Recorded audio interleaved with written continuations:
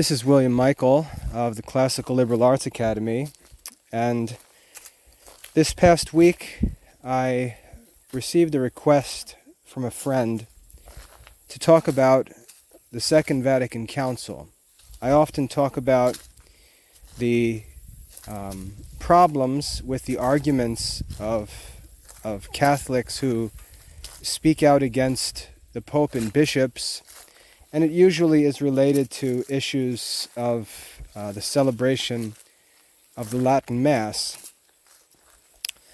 But this one friend asked if I would talk instead on the problem that these so-called traditional Catholics have with the Second Vatican Council.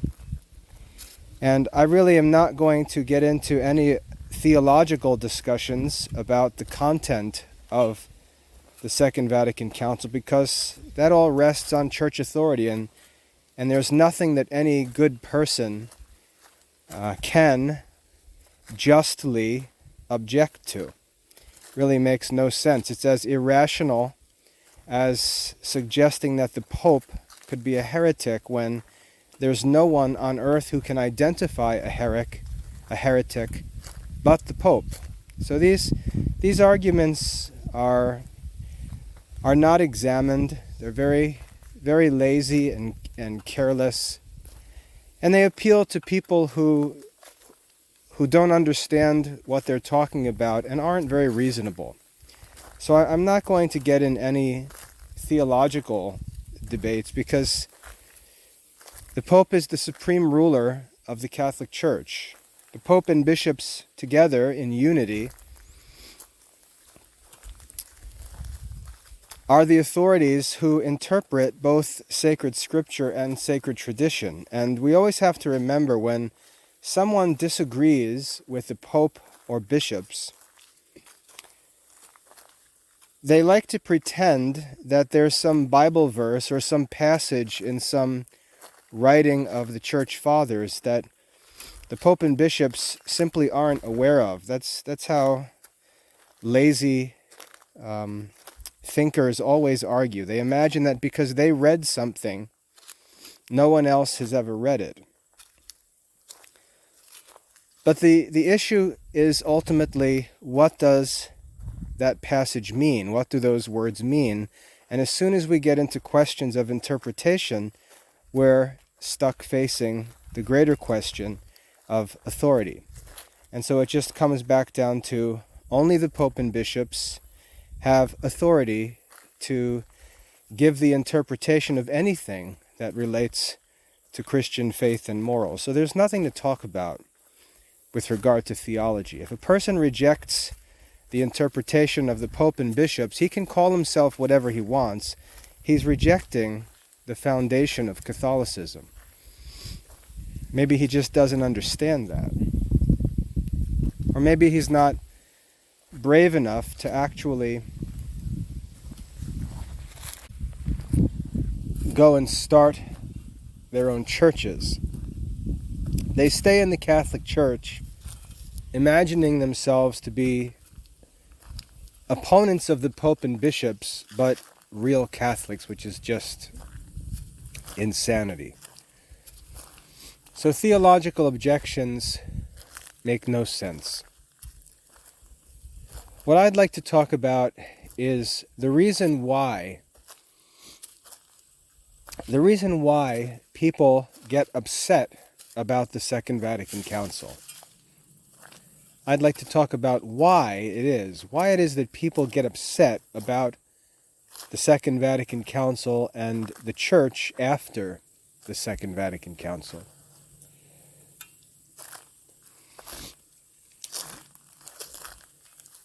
You'll notice that Pope Francis criticizes his critics, the people who argue that the Church should simply continue to celebrate the sacraments and minister to modern society as the Church did in the past. Pope Francis criticizes these people And the term that he uses to criticize them is that they are rigid. And they don't understand what he's talking about. They're just eager to start pushing the memes all over social media and reacting off the hip without understanding what he's referring to. He's not saying they're too strict. He's not saying they're too disciplined, because many of these people are not disciplined at all. He's talking about an approach to the Catholic life, an approach to Catholic teaching and evangelization, an approach that was used throughout European history, but that isn't appropriate or effective in modern society. And this is not because the church is changing the truth or anything like that.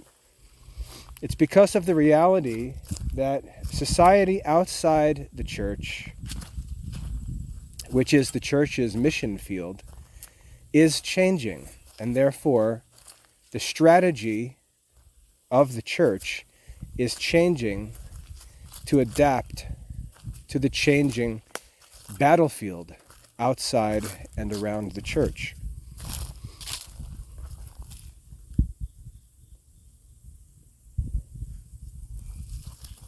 The strategy of the church throughout European society, which was dominated by powerful monarchies and even strong nationalist governments in more modern times, since there was strong centralized government, and often that government was Christian, the church's responsibility, the church's method was simply to preserve tradition. The governments that existed, the monarchies, and even, as I said, the strong centralized national governments, they did a good job, and they were interested in keeping things from changing. They tried to keep life the way that it was. They tried to maintain stability in society, and continuity was the key to the order of the society. They weren't necessarily interested in innovation. They weren't interested in fads or changing circumstances or desires. They were interested in imposing a continuity of culture on the society for the sake of order and peace, for the convenience and benefit of their own government. And in such a climate, in such an environment, the church simply needed to preserve the existing Catholic culture. And it did this. It did this through the early 1900s. But after the Second World War,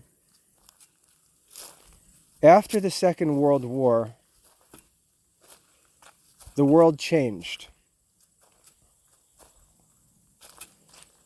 Everyone had seen the unwanted effects of nationalism. And the world learned that if there's going to be peace on earth, if there's going to be peace, we cannot have crazy nationalist governments seeking to take over their neighbors, constantly inciting local wars that quickly spread into world wars. There needs to be peace, and all nations need to think of others rather than themselves. And so after the world wars, we see the organization of of alliances like NATO.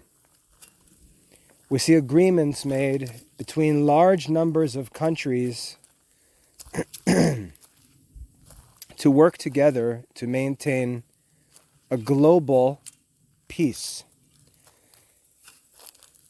After the world wars, nationalism was rejected, and a new globalism emerged. And this was made possible because of technology. During the world wars, air travel was invented.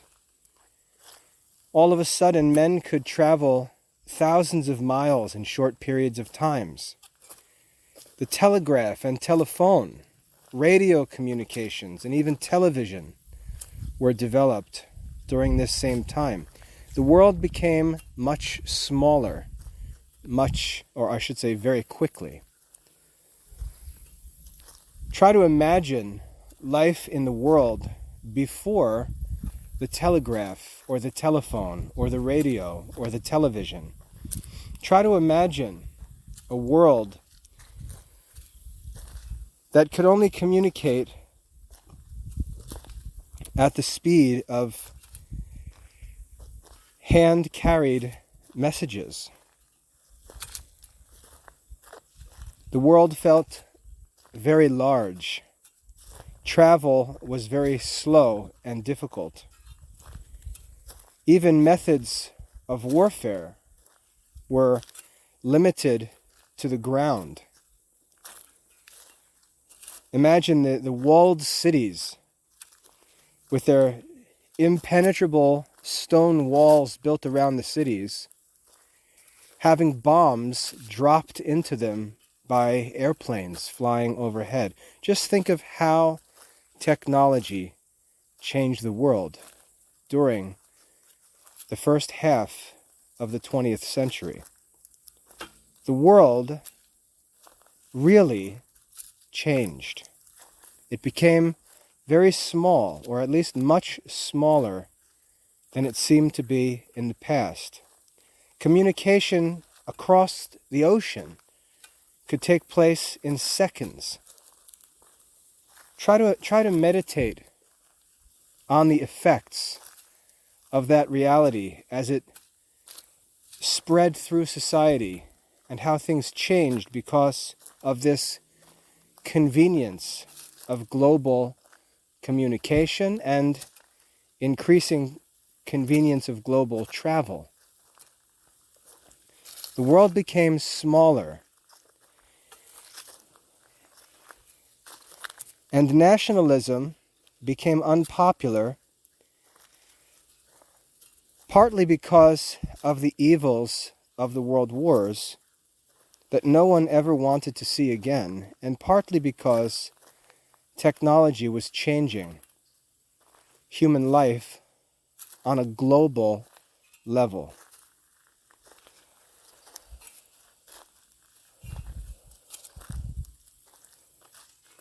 As society changed at this time,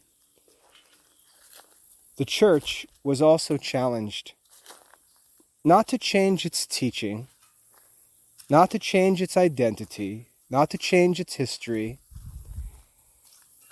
but to change its methods of going into the world and preaching the gospel to all creatures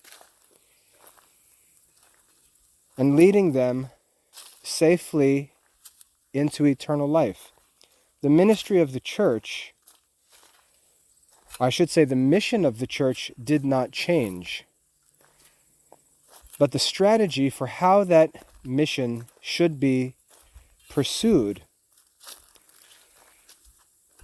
was in need of change, and in the Second Vatican Council, it was changed. The problem, and this is my own judgment, the problem is that the easy life of, the easy Catholic life of previous centuries, where all one had to do was preserve a faith within a society that was designed to protect that faith, that easy Catholic life of medieval culture. And when I say easy, I'm not talking about physical ease. I'm not saying that people had easy lives. Their lives were physically very difficult. They faced many dangers. For example, all of the struggles that led to the Crusades, struggles with Muslim opponents in southern Europe, and so on. I'm not saying that it was a physically easy life, not in any sense. It was physically a very, very difficult life. That's one of the reasons why there were so many saints in medieval society, was because everyday ordinary life was penitential.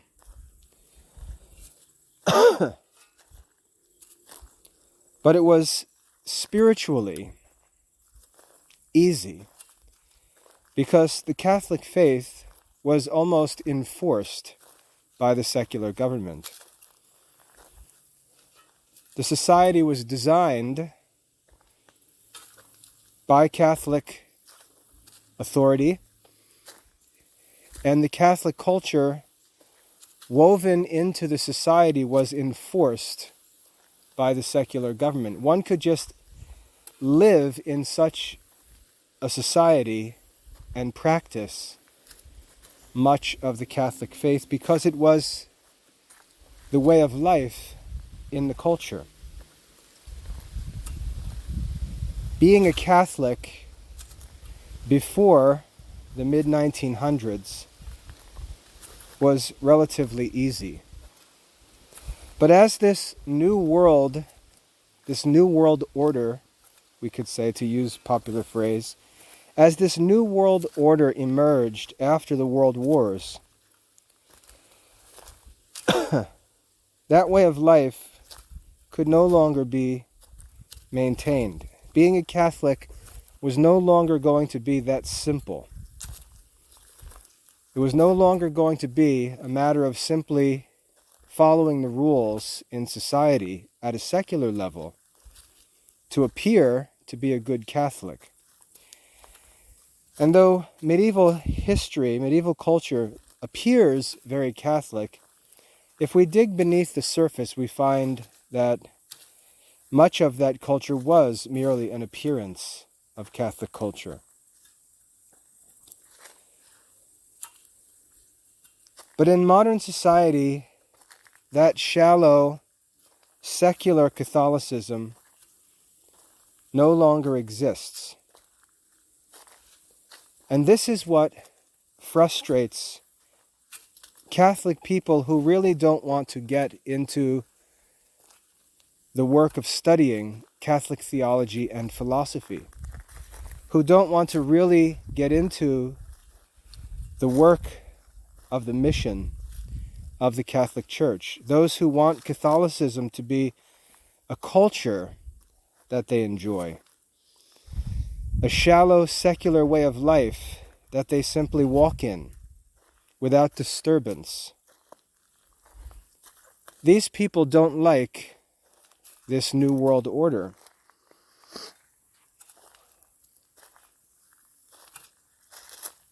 But they don't respond to it in the way that the Church chose to respond to it. And in this they err. We see these people wrapped up in political quarrels in our society. We see them rallying behind a candidate like Donald Trump, a candidate who preaches a kind of nationalism with the message, "Make America Great Again," which appeals back to some time in the past when America was great. And it's this nationalistic language and rhetoric that causes many to compare Trump to Hitler. And those comparisons are always stupid, because Hitler was one of the most bloodthirsty maniacs to ever live in world history. Comparing anyone or anything to Hitler is usually ridiculous. And of course, when people make those comparisons, they make themselves look ridiculous and don't help their case. Because what Trump represents and what this MAGA crowd represents is sort of a self-centered, nationalistic, outdated view of the world.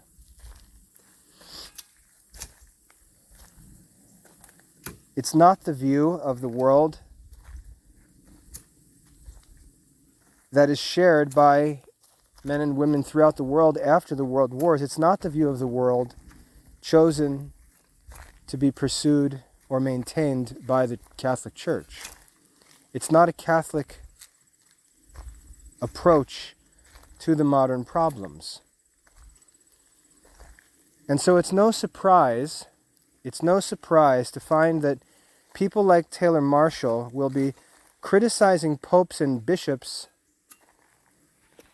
at 1 minute as if they are evil, and then praising Donald Trump the next minute as if he is good.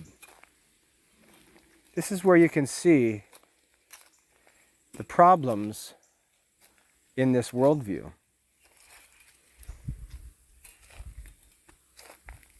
The key word that I mentioned before is that these people don't want to be disturbed by changes in society. They have a certain kind of life that they want to live. They have a certain vision of life that they want to live, and they don't want that life to be disturbed by anyone else. They don't have an evangelistic mindset. We see them fighting against their political enemies and having no concern for those other people as the objects of what is supposed to be Christian evangelistic ministry. They see their neighbors, they see their neighbors as opponents and enemies, rather than as lost souls that they're supposed to be leading to Christ. They've lost focus on the gospel and the actual solution to the problems around them. And they simply want to tuck themselves away in a Catholic culture from the past and be left undisturbed in that culture. And that worldview, that approach to life is simply not a Christian approach to life. As I said, many things were possible in the past for Catholics because of the secular conditions outside the church which supported Catholicism. For example, kings built great cathedrals. Kings made Catholicism beautiful. That beauty was state-funded, or it came from the generosity of certain incredibly wealthy families like the Medici family around the time of the Renaissance.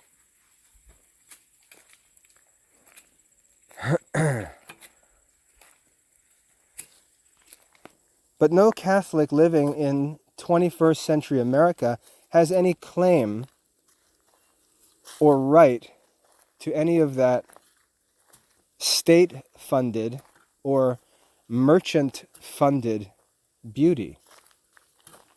And when the state changes, when the government not just a particular ruler, but the entire form and system of government changes. That temporary fantasy land of Catholic luxury disappears, and we're left with a simple spiritual religion, much like that which was known to the apostles. The apostles had no secular power or wealth. They were poor and simple, and Christianity was not aesthetically pleasing, but was accepted or rejected on the merits of the goodness of the church's members and of the superiority of its doctrine. The fantasy land of medieval Catholicism is over.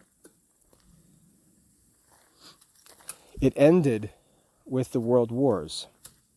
From the time of Constantine through the middle of the 20th century, Catholicism enjoyed a material prosperity that, in the present order of things, it's going to continue to lose. The church is being forced to become materially simple. It lacks the support of secular government. It lacks the support of law enforcement or military defense. It's required in the 21st century to stand on its own 2 feet, and those 2 feet are its faith and morals. It can no longer threaten people physically. It can no longer fascinate people aesthetically. The church is forced in the 20th and 21st centuries to return to its apostolic simplicity and rely on the work of evangelization. And that's why we hear this phrase being spoken of, the new evangelization. Now, this work of evangelization, this really challenges us, and I will argue that this is what people actually don't like about the modern church. This is what Catholics don't like about the Second Vatican Council.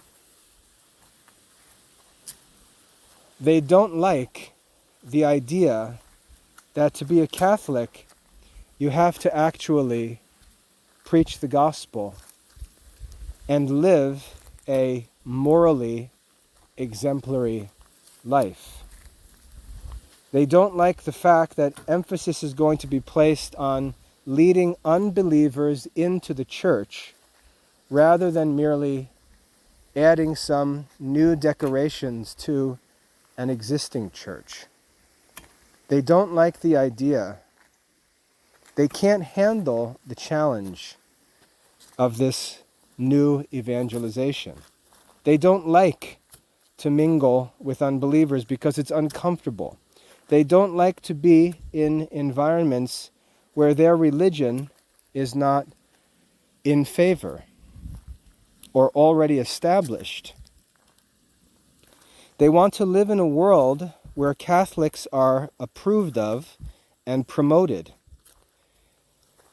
They want to live in a world where the government rewards Catholics and punishes non-Catholics.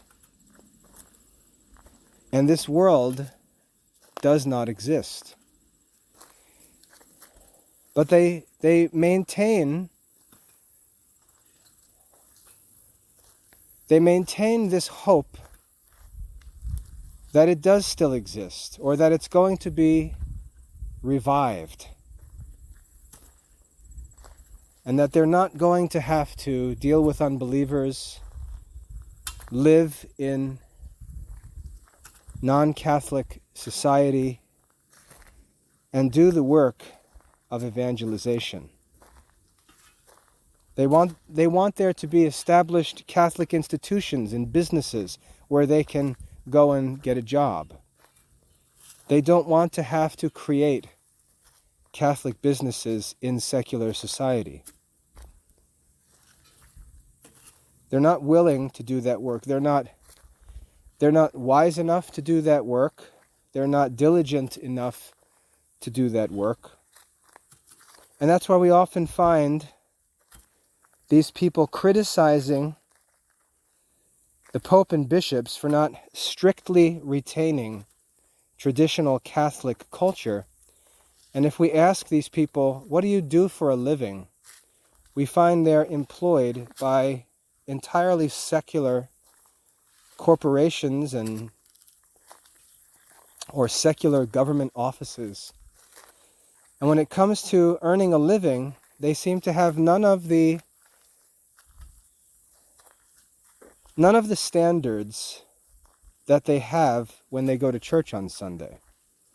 And this is how the shallowness and insincerity of these complaints are discerned. All you need to do when you hear someone complaining about the liturgy or the bishops or the Pope or Father James Martin, a Jesuit who ministers to homosexuals, or any other modern group or official in the Catholic Church, when you hear them complaining about these things, simply ask them what they do for a living, where they work, and whether they maintain their strict traditional Catholic standards when it's time to earn money. You'll find that question and that discussion to be very revealing.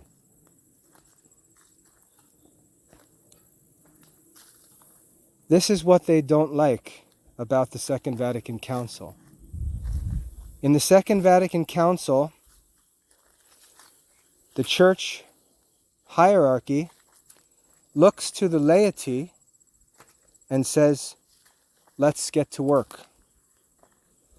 And these people look back at the hierarchy and say, what? Get to work? And it's comparable to a family that's wealthy.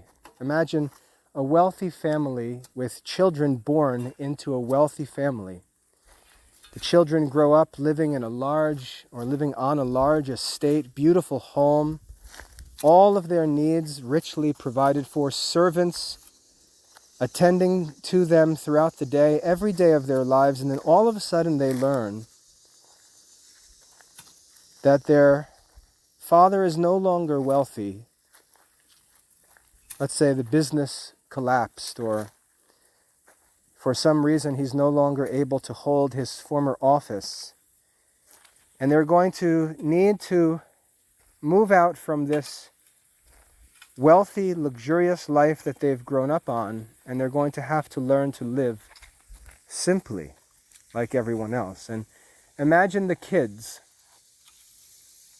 having to move from this culture where everything was handed to them on a silver platter. Everything was prepared for them, and they simply needed to walk where they were told to walk. Imagine them all of a sudden being sent out into the field to prepare gardens and produce their own food, build their own fences, heat their own homes, make their own clothes, and so on. Imagine the complaints and whining about these new responsibilities. I'll argue that that's what we see in the complaining of the so-called traditional Catholics in the 21st century.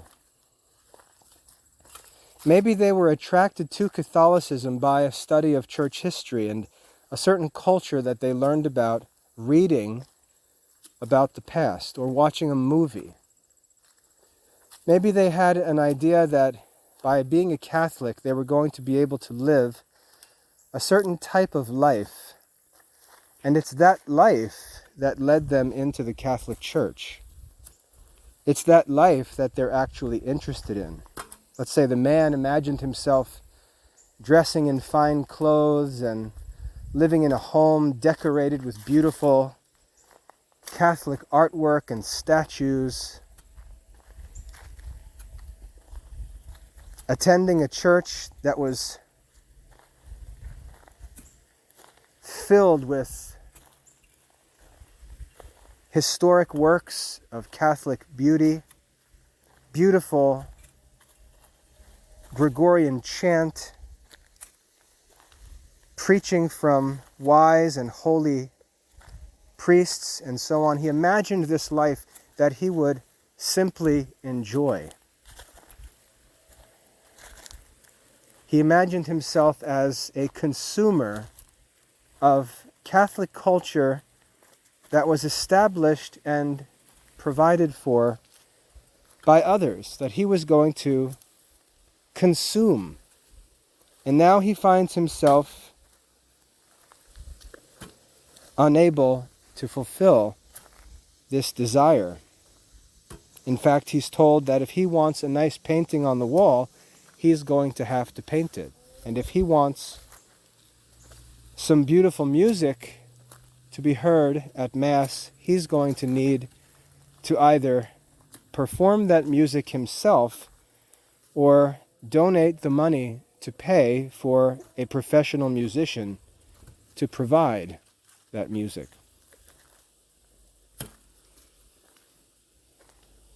Instead of sitting and listening to some learned priest deliver beautiful, brilliant homilies, he's told that he's going to have to study on his own, and that the homilies are going to be simple. Instead of sending his children to a school that's built and funded by others, he's told that he's going to have to found such a school or educate his children himself. Instead of being able to live in a town filled with Catholics, where the principles of Catholic behavior and manners and culture are enforced by all of the members of the society and the government, he's told that he's going to have to introduce Catholic faith and morals to his neighbors while they live without them. And all of a sudden he finds himself in a situation that he never signed up for. And he looks around in vexation because his desires are not gratified. And he looks around and tries to find someone to blame. And he blames the Pope and the bishops, as if the Pope and the bishops caused his current circumstances. He looks to find someone to blame. He blames the priests. He blames the people running the schools. He blames the bishops. He blames the Pope. He blames the politicians. He blames all of his neighbors.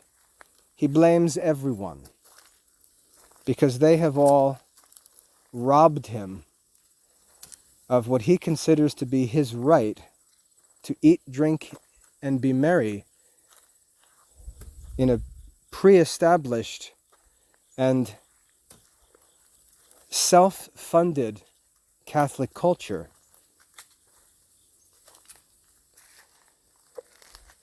And we see that his complaints, his fussing and whining, are just like those of the children in the family who were forced to move from a luxurious lifestyle to a simple, self-reliant lifestyle. And this is the reality of modern Catholicism. Not because the church has changed, but because society, through many external events and influences, has changed. Just as Russia this week cut off gas supply to Europe, so the wealth and luxury of European monarchs and noble families that flowed into the church for centuries has also been cut off. And we, like the Europeans this week, are forced to figure out how to live without this convenient supply of outside resources. And the truth is that some Catholics are not interested in being Catholics in those conditions. They're not interested in the Great Commission. They're not interested in being founders of Catholic culture. They're not interested in being the teachers in the Catholic schools. They're not interested in becoming priests or monks and doing the work that they expect others to do for them. They're not interested in being the ones who do these things and build these things and establish these things and fight for these things. They're not the ones who seek to make men Christians. They seek to simply consume the fruits, the surplus of others who would do so. And those others are in short supply today. I see it in my work all the time. I work to restore classical Catholic education in modern society, which has 1,000,001 obstacles and challenges and problems to overcome and sort out. And I see Catholic parents come to the academy and imagine that they're going to throw $100 at me and have me educate their children.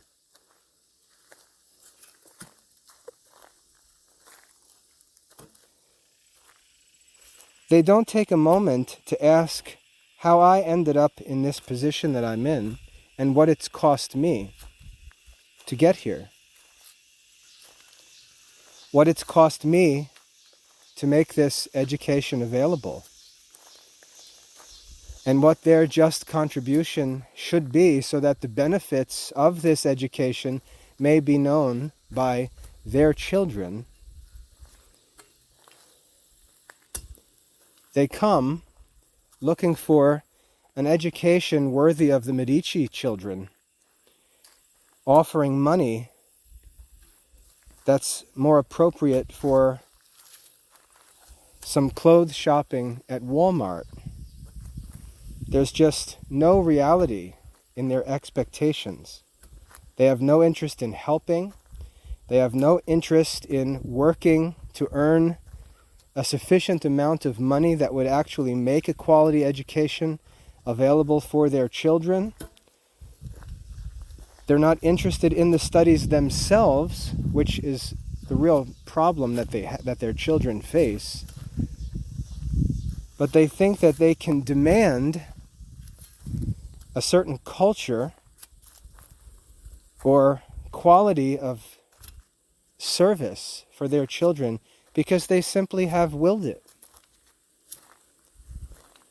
And they live in constant vexation, imagining that they're being attacked by others, refusing to acknowledge that they have a desire for something that they have no means to obtain, that simply isn't available to someone looking to live as a consumer.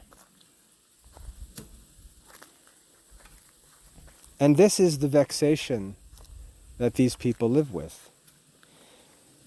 The Second Vatican Council announced to the Catholic world that the days of luxury are over.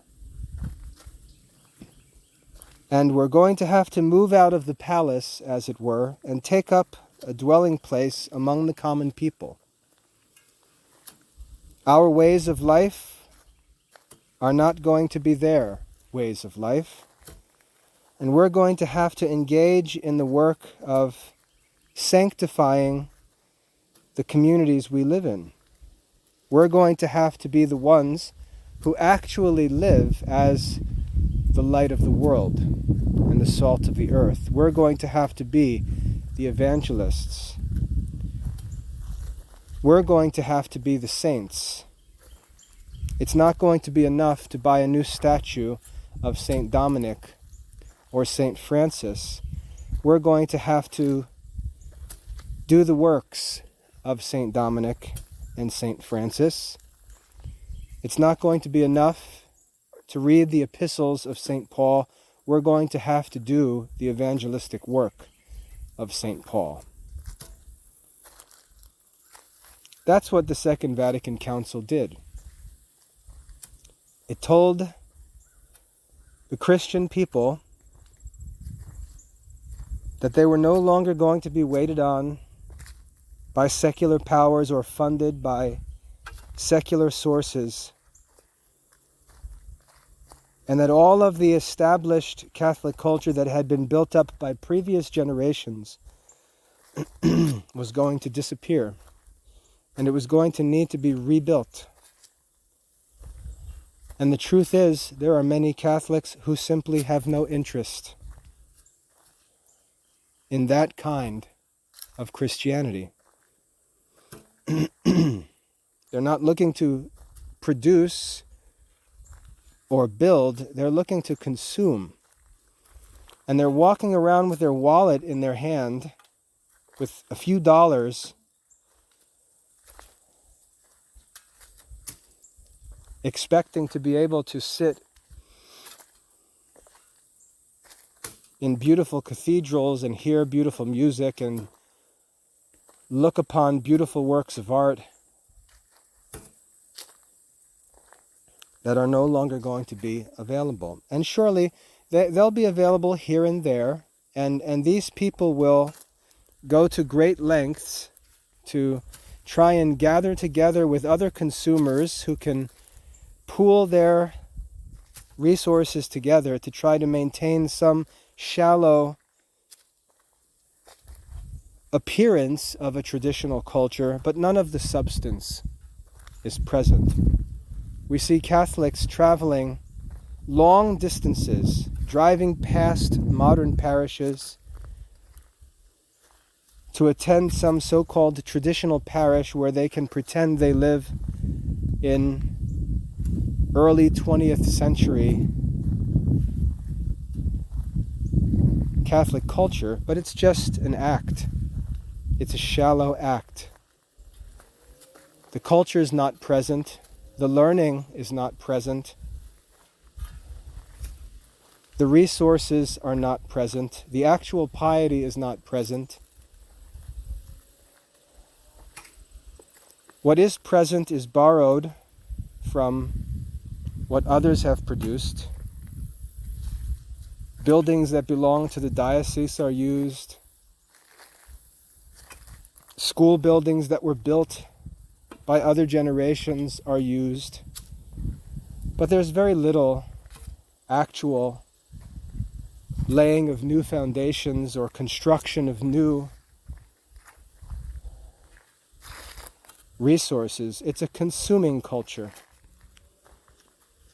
And like I said, by gathering together from across a large geographical area, they can make one place appear to be traditional, but it's just an act. And they're doing that because they're not interested in doing the work that the Second Vatican Council called us to do.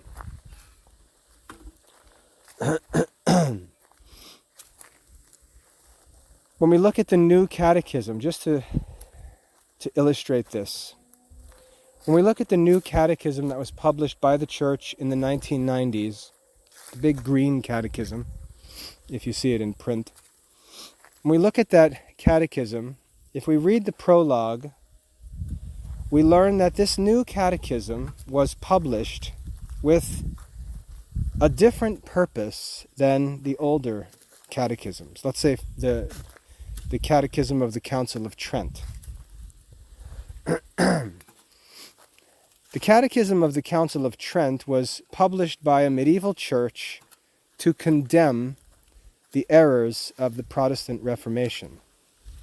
It was a negative catechism. It was a negative catechism in the same way that the Ten Commandments are, for the most part, negative moral laws. It tells us what is forbidden. It speaks authoritatively to an audience that it expects will receive its authority. Many of its arguments are based on that authority, and it's meant to forbid Catholics from believing certain things or doing certain things. It's negative.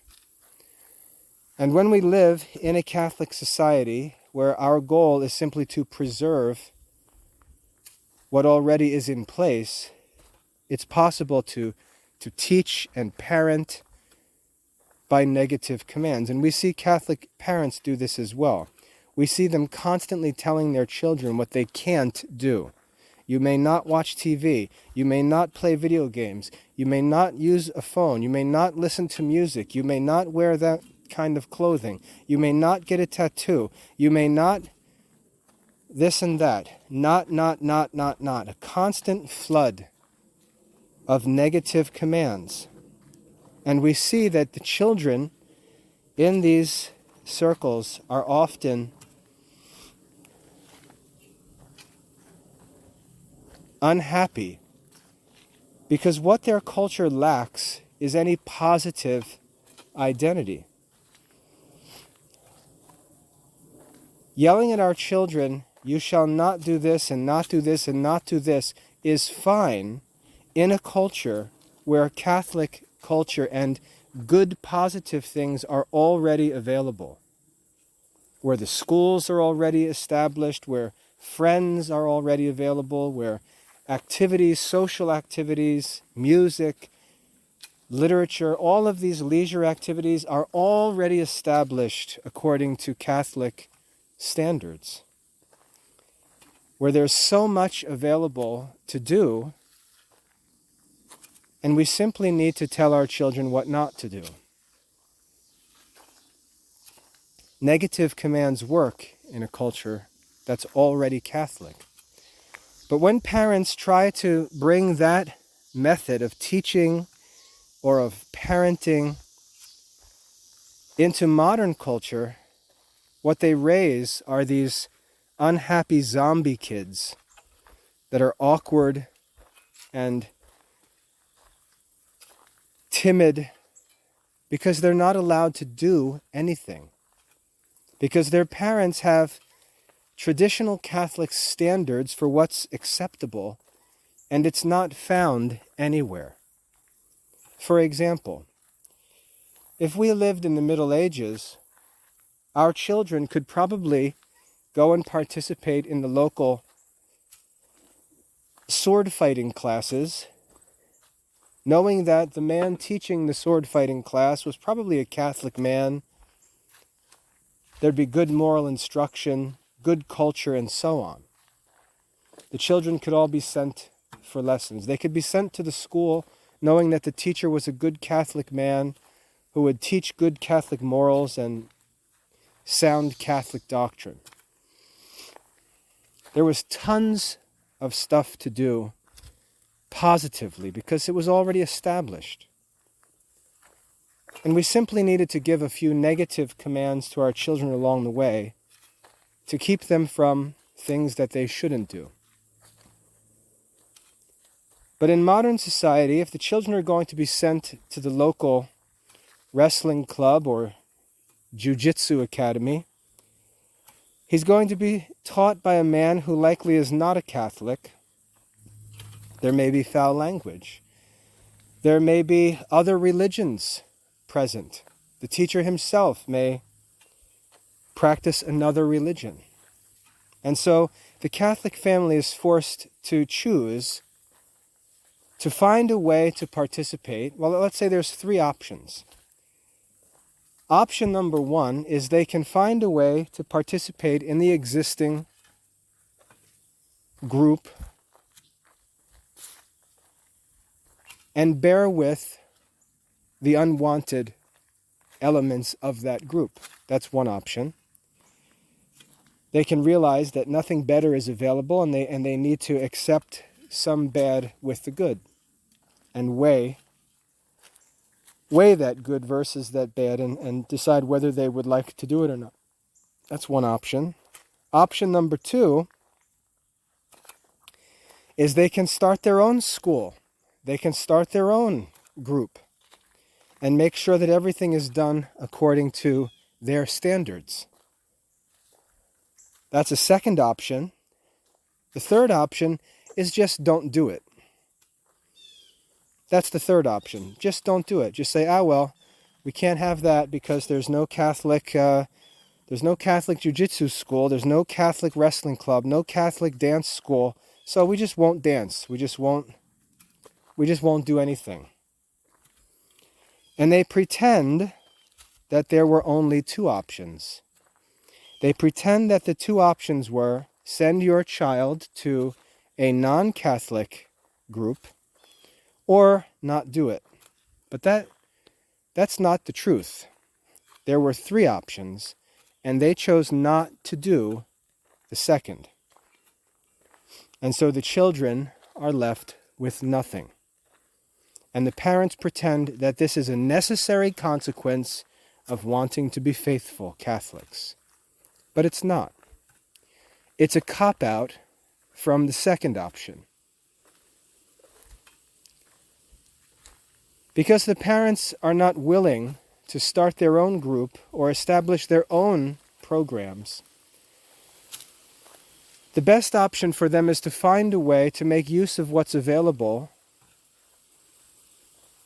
And the best way to do this is to volunteer to help and participate, to be present, so that the children can enjoy what's good and the present parent can help to minimize what's bad. It's not difficult. But these parents don't want that challenge. They're not comfortable with non-Catholics. They're not comfortable around other groups. Their religion is best practiced by them either in private or when surrounded by supporting fellow believers. And this is to not have the spirit that the Second Vatican Council calls us to have. And this is the problem ultimately with this criticism of the Second Vatican Council. This is what these Catholics don't like about it. It tells them that they need to start the Catholic schools. They need to study and perform the music. They need to do the artwork. They need to build the new church buildings. They need to start the groups. They need to offer the services. They need to build the businesses if Catholic standards are going to be had in the modern world. And if they don't do that, if they don't create and build and fund and provide themselves, they have to learn how to coexist. They have to learn to get along with non-Catholic neighbors. And they have to commit to a long-term evangelistic influence in their society. This is what we see modeled so beautifully by Pope Francis, who is admired by different groups, non-Catholic groups, national leaders all over the world. He's admired because he models this apostolic, evangelistic Christian spirit.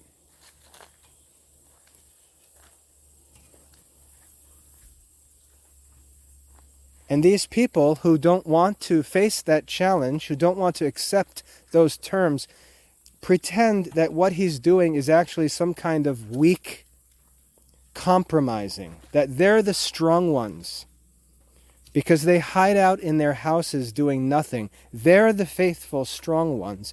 And this Catholic who is able to go out freely into enemy territory and bring in his own person the light of the Catholic faith into these dark places, he is weak and compromising. Because he greets visitors from the Amazon who present him with gifts, he's an idolater. While these people sit cowering in their living rooms, peeking out through the curtains to see if any bad guys are coming looking for them, living on conspiracy theories, viewing all their neighbors as enemies. Pope Francis is being celebrated in a Muslim country, in a Buddhist place, by Native American Indians.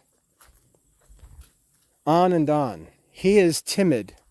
He is weak and compromising in their words. And they, hiding from the world, unable to function in a place that doesn't already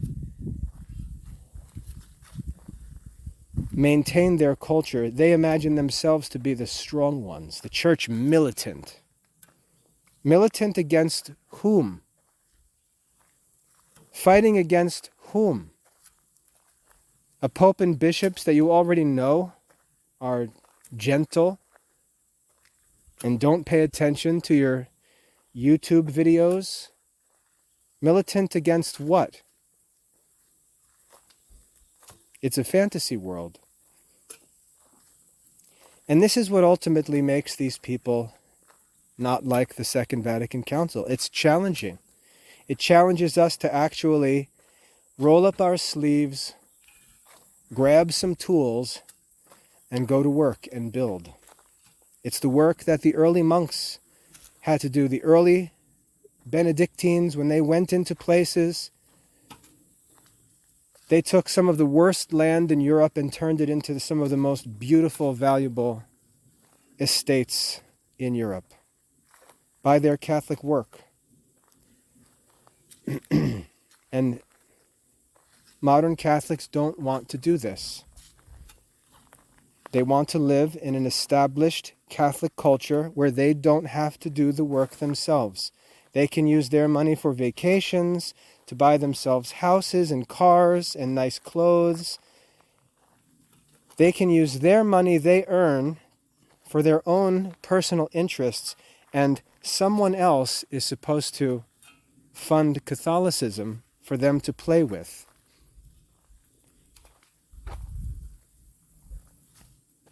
They talk about all of these high standards of beauty and excellence, and yet they manifest none of these qualities in their own life's work.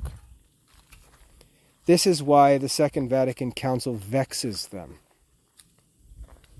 They don't want to be the builders. They don't want to be the founders. They don't want to be the evangelists. They don't want to be like St. Paul. They don't want to go into unevangelized places filled with non-Catholic culture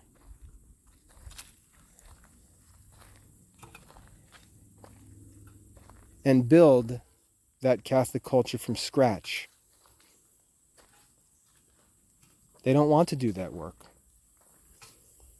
And when they're told by the church that that's the work that Catholics need to do, when Pope Francis says, this is the work that we need to do, we need to learn to get along with our neighbors. We need to learn to build relationships with unbelievers around us. We need to learn to model for them the happiness of the Catholic faith and demonstrate for them the superiority of Catholic morals. We're to manifest to them the wisdom and happiness of the Catholic life, not by arguing with them or fighting with them as political rivals, but by attracting them by the goodness and the patience of our own life, of our own works, the superiority of the schools we build, the superiority of the businesses we build, the superiority of our family life, the superiority of our learning and culture and behavior. We shouldn't need to say much. We shouldn't need to argue, because people should be able to look at us, look at the works we do, look at the things we build and produce, and say, that's what I want. We should be able to go into society as Jesus did and say, come on, follow us. And this is not what these Catholics want to do.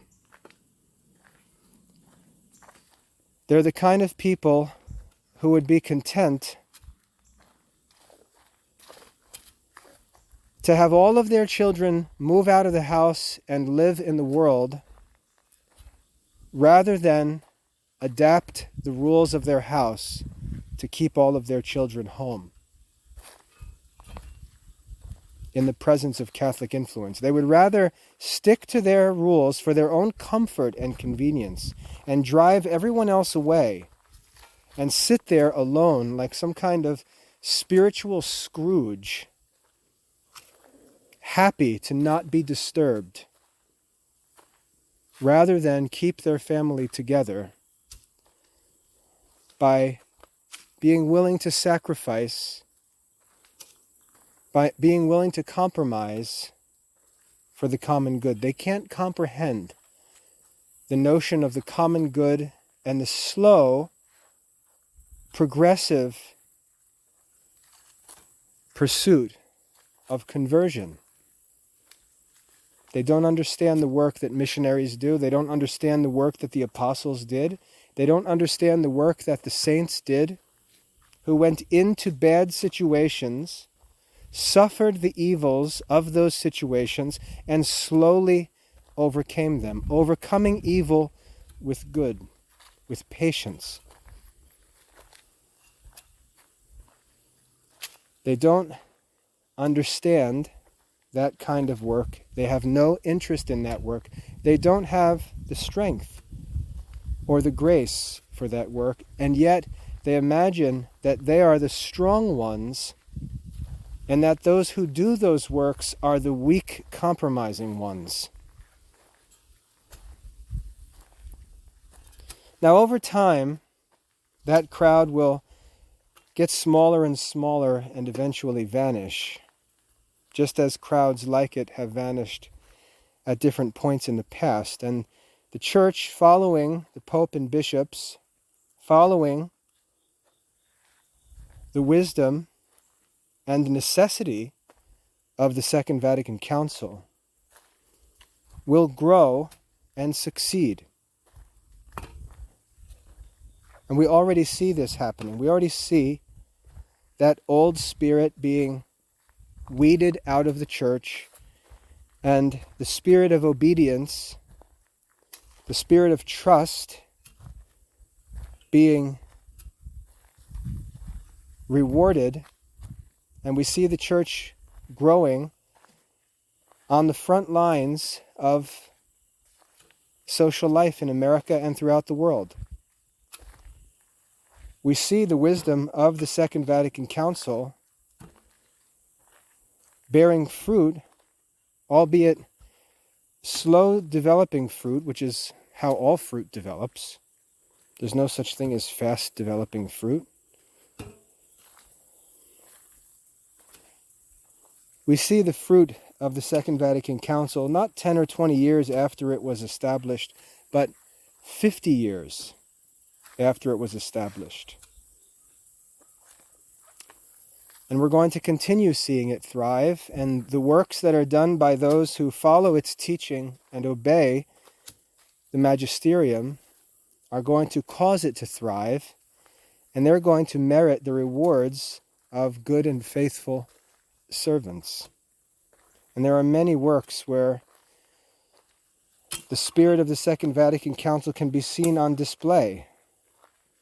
I don't think it's arrogant for me to say that the Classical Liberal Arts Academy is an example of such a work. And for those who complain about modern schools and tradition, I'd like for them to show me a school more traditional than mine, and yet perfectly comfortable with the Second Vatican Council. We see the Dominicans making effective use of social media, modern technology, a religious order established 800 years ago, faithful to the Church, obedient to the Second Vatican Council, thriving in modern society. So these arguments have no real reason behind them. The shallow act of trying to literally play like we're Catholics living in a different generation will require that these Catholics travel greater and greater distances to gather, like Star Trek conventions. But that's not the future of the Catholic Church. And really, it's not the present of the Catholic Church. And it wasn't even the past of the Catholic Church, because in past generations, those Catholics were living in compliance with the teaching of the Pope and bishops, not in opposition to it. The saints were often persecuted and troubled by disobedient clergymen, not by obedient clergymen. The saints were usually vindicated and defended and promoted by the Pope and the bishops in union with the Pope.